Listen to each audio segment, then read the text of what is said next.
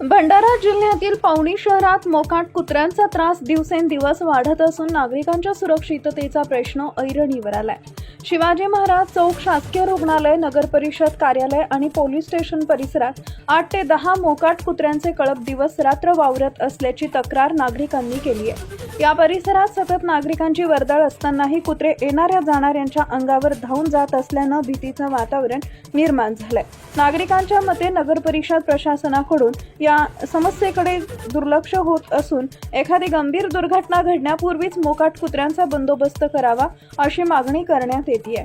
शहरातील प्रमुख चौकात आणि सार्वजनिक ठिकाणी वाढलेल्या मोकाट कुत्र्यांच्या वावरामुळे नागरिकांमध्ये संताप व्यक्त होत असून प्रशासनानं तातडीनं उपाययोजना कराव्यात अशी मागणी जोर धरते।